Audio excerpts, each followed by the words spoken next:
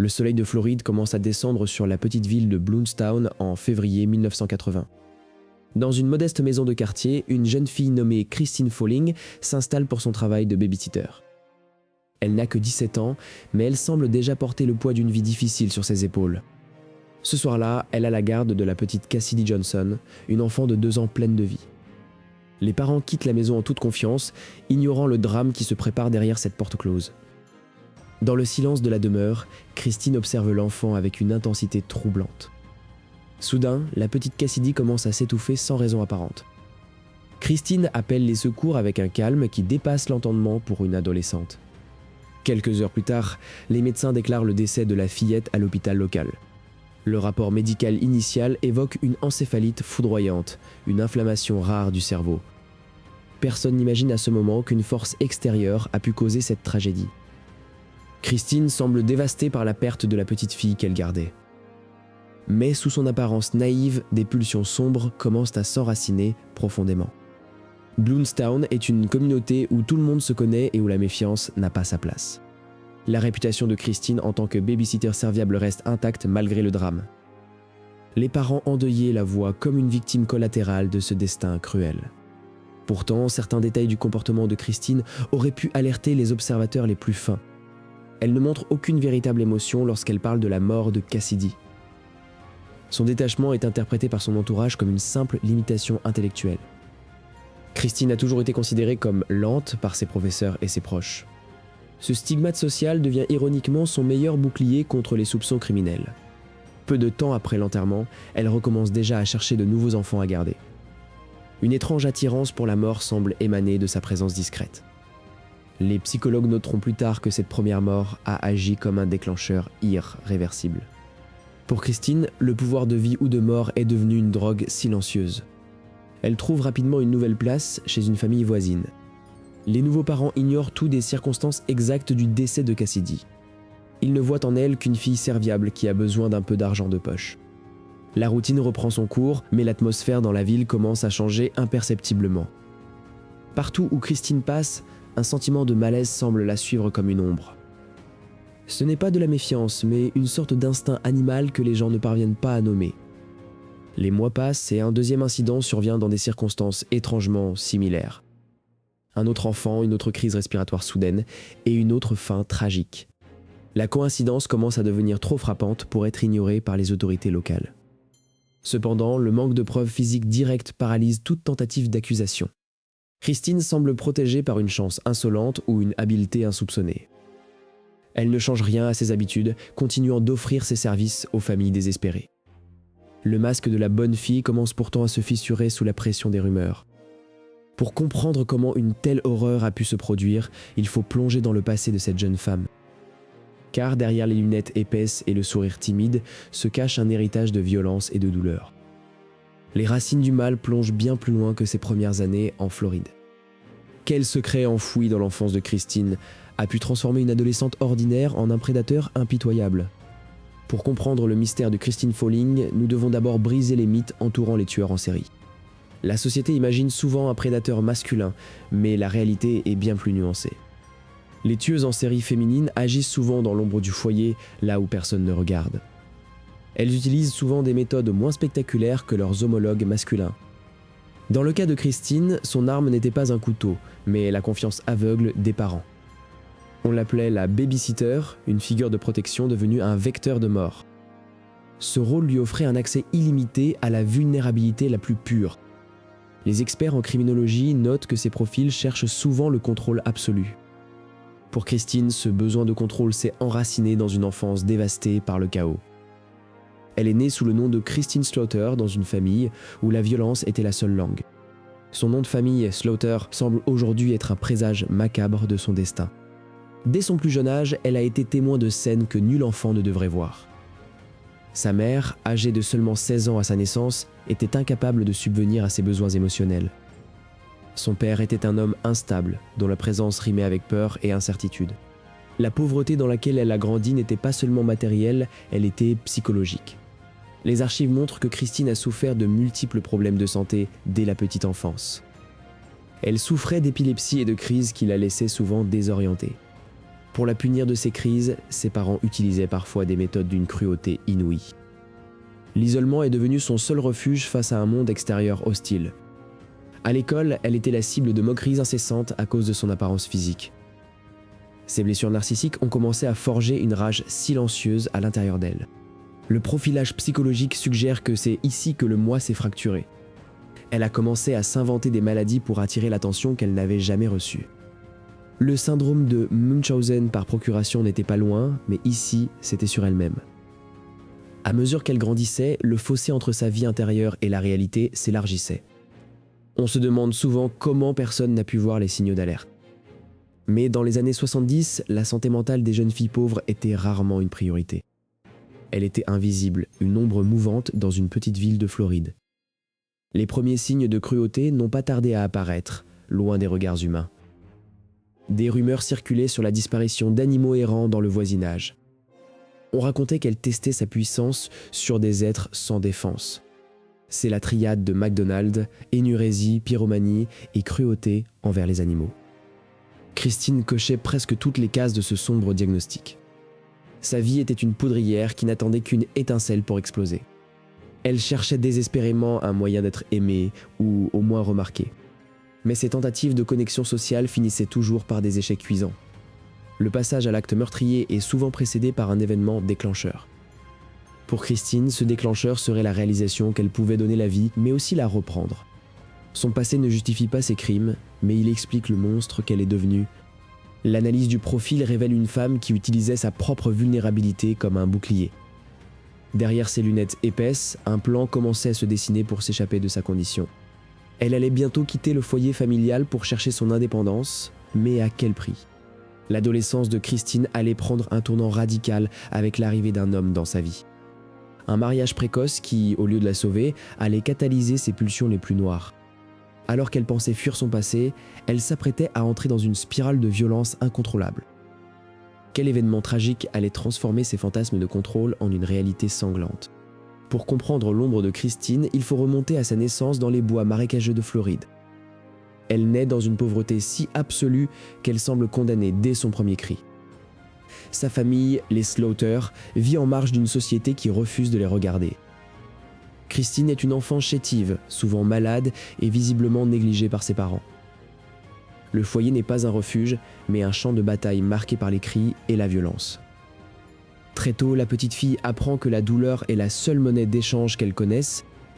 Son père, un homme violent, n'hésite pas à utiliser la force pour faire régner le silence. Sa mère, dépassée et souvent absente mentalement, ne lui offre aucun rempart affectif. Les experts noteront plus tard que Christine souffrait probablement de retards cognitifs non traités. À l'école, elle devient la cible facile des moqueries à cause de ses vêtements sales et de sa lenteur. Isolée, elle commence à se replier dans un monde intérieur peuplé de rancœur. C'est dans ce silence forcé que les premières pulsions macabres commencent à germer. Elle découvre qu'elle possède un pouvoir de vie ou de mort sur les êtres plus faibles qu'elle. Les voisins commencent à remarquer la disparition étrange de petits animaux domestiques. Christine ne se contente pas de tuer, elle expérimente la fin de la vie avec une curiosité clinique. On raconte qu'elle aurait jeté des chats du haut de falaise ou les aurait étranglés sans sourciller. Pour elle, c'est une manière de reprendre le contrôle qu'on lui refuse au quotidien. Cette cruauté envers les animaux est l'un des piliers de la triade de McDonald, annonciatrice de futurs crimes. Mais dans la famille Slaughter, ces comportements passent inaperçus au milieu du chaos. À l'âge de 9 ans, sa vie bascule lorsqu'elle est envoyée vivre chez des parents éloignés. Le changement de décor n'efface pas les traumatismes ancrés dans sa psyché. Au contraire, elle commence à simuler des maladies pour attirer l'attention qu'elle n'a jamais eue. C'est le début d'un comportement hypocondriaque qui la suivra toute sa vie. Elle apprend que la faiblesse apparente est une arme redoutable pour manipuler les autres. Cependant, les crises de colère de Christine deviennent de plus en plus incontrôlables. Elle pique des colères noires, hurlant et se frappant la tête contre les murs. Ses tuteurs sont dépassés par cet enfant qu'ils ne parviennent pas à comprendre. Elle finit par être renvoyée de foyer en foyer, comme un colis encombrant. Chaque rejet renforce son sentiment d'injustice et sa haine envers le monde extérieur. Le manque de stabilité émotionnelle durant cette période critique détruit ses dernières capacités d'empathie. Elle commence à voler de petits objets, non par besoin, mais pour le frisson de la transgression. Son comportement devient de plus en plus erratique alors qu'elle approche de l'adolescence. Elle cherche désespérément un endroit où elle pourrait enfin appartenir. Mais partout où elle passe, l'ombre de la violence semble la précéder. Christine réalise qu'elle peut effacer ce qui la dérange par un simple geste de pression. La transition vers l'âge adulte ne fera qu'amplifier ses mécanismes de défense meurtriers. Elle devient une experte dans l'art de dissimuler sa noirceur sous un masque de banalité.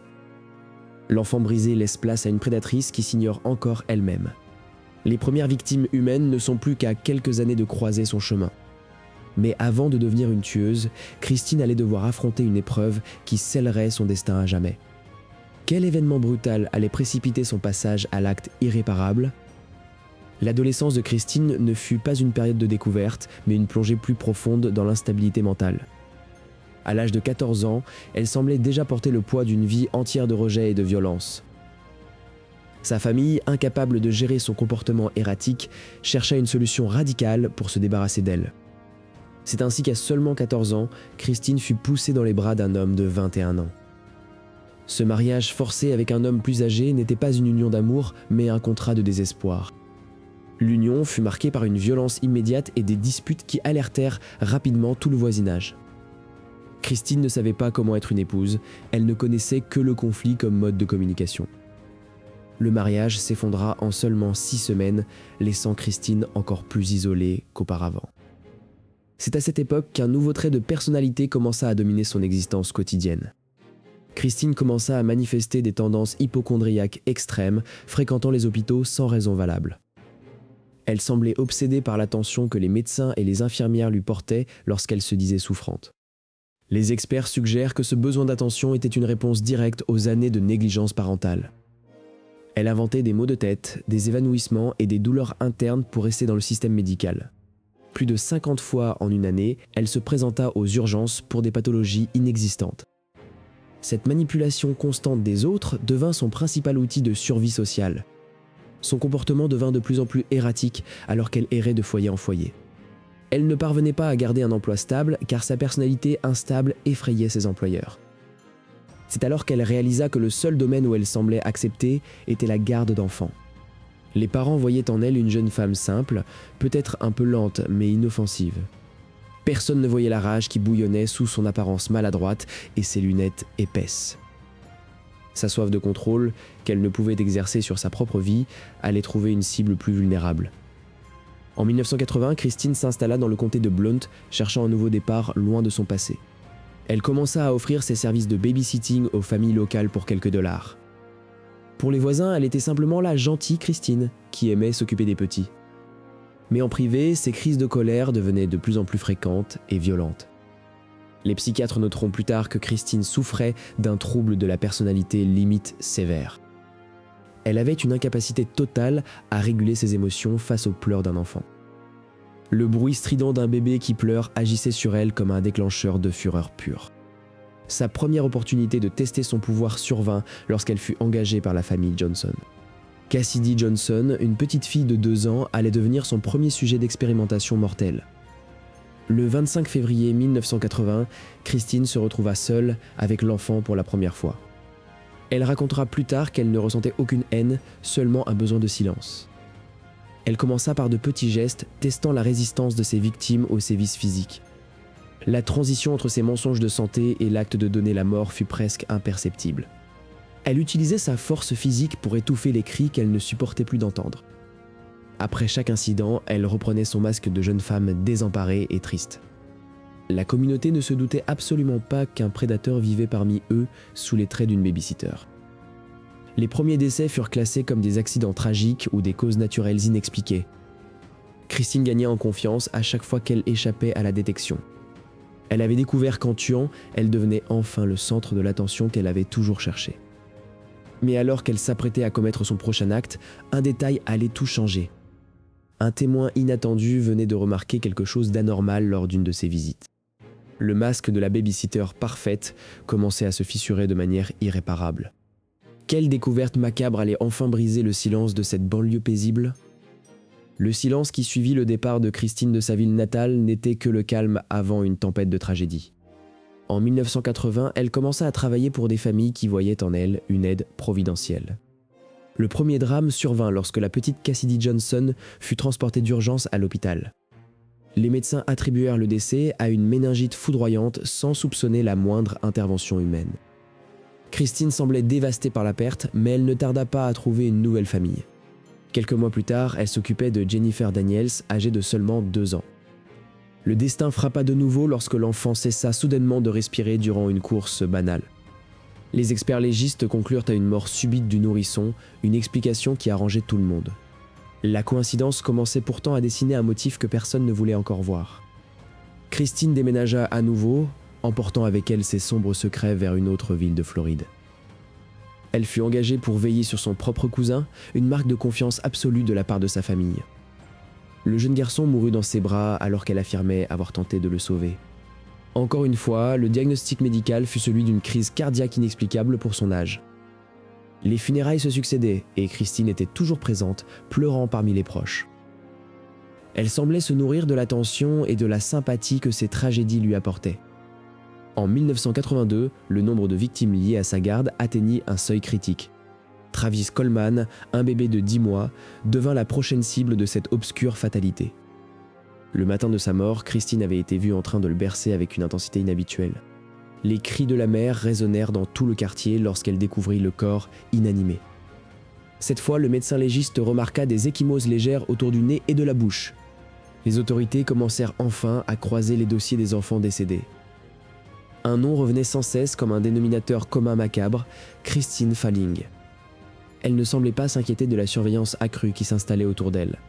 Sa confiance en sa propre impunité la rendait de plus en plus imprudente. Un autre incident faillit coûter la vie à une personne âgée dont elle s'occupait brièvement. Les enquêteurs comprirent que Christine ne s'attaquait pas seulement aux enfants, mais aux plus vulnérables. Chaque décès était une mise en scène où elle jouait le rôle de l'héroïne tragique. Comment une femme sans formation médicale pouvait-elle tromper autant de professionnels pendant si longtemps ? La réponse résidait dans sa capacité à simuler la banalité la plus totale. Mais le voile commençait à se déchirer sous le poids des preuves circonstancielles. Une infirmière de l'hôpital local se souvint avoir vu Christine rôder près de la nurserie sans raison. Le motif de l'étouffement devint la théorie principale des inspecteurs en charge de l'affaire. Ils savaient qu'ils n'avaient qu'une seule chance de l'arrêter avant qu'elle ne frappe de nouveau. Christine, sentant l'étau se resserrer, commença à raconter des versions contradictoires des faits. Chaque mensonge qu'elle ajoutait ne faisait que confirmer sa culpabilité aux yeux de la loi. Les familles des victimes demandaient des comptes, hantées par le souvenir de leur confiance trahie. L'innocence apparente de la babysitter s'était transformée en un masque de mort terrifiant. Quel était le déclencheur exact de cette soif de contrôle sur la vie et la mort ? La police obtint enfin un mandat pour fouiller sa résidence et ses antécédents médicaux complets. Les pièces du puzzle s'assemblaient pour révéler une vérité plus sombre que tout ce qu'ils avaient imaginé. Mais alors que les menottes allaient se refermer, Christine fit une déclaration qui glaça le sang des officiers. Avait-elle agi seule ou une force plus obscure la poussait-elle à commettre l'irréparable ? Quel secret monstrueux Christine s'apprêtait-elle à révéler lors de son premier véritable interrogatoire ? Le silence de la salle d'interrogatoire est brisé par le ronronnement d'un ventilateur de plafond. Christine est assise face aux enquêteurs, ses mains posées à plat sur la table en métal. Le détective pose doucement une photographie du petit Travis Coleman devant elle. L'enquêteur observe attentivement la réaction de la jeune femme face à l'image de la victime. Christine ne détourne pas le regard, fixant la photo avec une absence totale d'émotion. Les médecins légistes ont trouvé des traces étranges sur le visage du nourrisson lors de l'autopsie. La police commence à recouper les dates des précédents décès survenus sous sa garde. Un schéma terrifiant émerge de l'ombre des dossiers classés sans suite. Le détective demande directement à Christine ce qui s'est passé dans la chambre ce jour-là. Elle ajuste ses lunettes et prend une inspiration lente avant de répondre. Soudain, elle murmure qu'elle n'en pouvait plus d'entendre les cris des enfants. Elle commence à décrire avec précision comment elle a étouffé le petit Travis. Les policiers derrière la vitre sans teint écoutent ses paroles avec effroi. Sa voix reste plate, dépourvue de remords ou de compassion humaine. Elle avoue ensuite le meurtre de la petite Cassidy Johnson survenu des mois plus tôt. Les détails qu'elle fournit ne peuvent être connus que par le véritable tueur. Elle explique qu'une voix dans sa tête lui ordonnait de faire cesser le bruit. L'enquête révèle que les familles lui faisaient une confiance absolue. Elle avait transformé son rôle de protectrice en celui de bourreau silencieux. Les enquêteurs réalisent qu'ils font face à une tueuse en série d'un genre rare. Christine décrit la mort de chaque enfant avec une banalité déconcertante. Elle admet avoir utilisé ses propres mains ou des tissus pour étouffer ses victimes. L'information des aveux se répand rapidement dans le bureau du procureur. Chaque meurtre semble avoir été commis lors d'un moment de frustration passagère. Les parents des victimes sont informés de la terrible vérité par les autorités. Christine demande soudainement si elle pourra rentrer chez elle après avoir parlé. Cette déconnexion de la réalité glace le sang des enquêteurs présents. Les preuves physiques commencent enfin à corroborer ces dires délirants. Le procureur décide de l'inculper pour 6 meurtres au total. La presse locale commence à camper devant le poste de police. Christine semble apprécier l'attention soudaine qu'elle reçoit. Les experts psychiatres sont appelés pour évaluer sa responsabilité pénale. Elle raconte comment elle se sentait soulagée après chaque acte criminel. Le détective lui demande si elle éprouve de la tristesse pour les familles. Elle répond simplement qu'elle n'avait jamais vraiment pensé à eux. L'horreur de ces crimes dépasse tout ce que la petite ville a connu. La transcription de ses aveux remplit des dizaines de pages glaçantes. Les avocats se préparent pour un procès qui s'annonce historique. Christine est transférée dans une prison de haute sécurité en attendant le jugement. Mais alors que tout semble bouclé, une nouvelle révélation pourrait tout remettre en question. Un témoin inattendu surgit du passé de Christine avec des informations troublantes. Quel secret plus sombre encore Christine a-t-elle caché aux enquêteurs ? Le rideau se lève enfin sur le dernier acte de cette tragédie floridienne. Christine Folling fait son entrée dans la salle d'audience sous les flashs des journalistes. Elle ne montre aucune émotion visible malgré la gravité des accusations pesant sur elle. Les familles des victimes sont présentes dans les premiers rangs pour chercher des réponses. Le procureur commence la lecture détaillée de chaque crime commis par la babysitter. L'atmosphère s'alourdit à mesure que les détails des étouffements sont révélés au public. Les experts psychiatriques défilent à la barre pour expliquer l'inexplicable. Ils décrivent une personnalité incapable d'empathie, façonnée par des années d'abus personnels. Le verdict de culpabilité pour les meurtres semble inévitable face aux preuves accablantes. Le juge se prépare à rendre sa décision finale après plusieurs jours de débat. Christine Folling est condamnée à la prison à perpétuité sans possibilité de libération conditionnelle pendant 25 ans. Un soupir de soulagement collectif parcourt la salle d'audience à l'énoncé de la sentence. Elle est immédiatement escortée hors de la salle vers son nouveau destin carcéral. Les portes d'acier se referment sur celle que l'on surnommait la tueuse d'enfants. Derrière les barreaux, Christine s'adapte étrangement bien à la vie en institution. Les psychiatres continuent de l'étudier, cherchant à percer le mystère de sa psyché. Elle ne montre jamais de remords sincères pour les vies qu'elle a fauchées. Dehors, les familles tentent tant bien que mal de reconstruire leur existence brisée. Les noms des enfants disparus restent gravés dans la mémoire collective de la ville. L'affaire Folling a changé à jamais la façon dont on recrute du personnel domestique. Elle a mis en lumière l'importance cruciale des vérifications d'antécédents. Le cas de Christine pose une question troublante sur la naissance du mal. Est-elle née avec cette obscurité ou est-ce son enfance qui l'a créée ? Le cycle de la violence semble s'être arrêté brutalement avec son arrestation. Les années passent et Christine vieillit derrière les murs de l'institution. Elle devient une ombre, une relique d'une époque de terreur oubliée par beaucoup. Pourtant, les psychologues utilisent encore ces entretiens pour former de nouveaux profileurs. Sa trahison de la confiance parentale reste l'un des aspects les plus terrifiants de son histoire. Comment une figure censée protéger a-t-elle pu devenir le prédateur ? L'histoire de Christine Folling nous rappelle que le danger porte parfois un visage banal. Les efforts pour améliorer les systèmes de santé mentale se poursuivent pour éviter de nouveaux drames. La petite ville de Perry tente d'effacer les cicatrices laissées par ces crimes. Le silence est revenu dans les maisons où les cris s'étaient autrefois élevés. Christine reste enfermée, loin de toute possibilité de nuire à nouveau. La justice a été rendue, mais le prix payé est incalculable. Ce récit s'achève sur une note de vigilance nécessaire pour le futur. Les victimes ne seront jamais oubliées tant que leur histoire sera racontée. La vérité a fini par triompher de la tromperie et du silence. Le monstre est désormais une page tournée dans les annales du crime. La paix revient enfin sur cette terre marquée par l'indicible.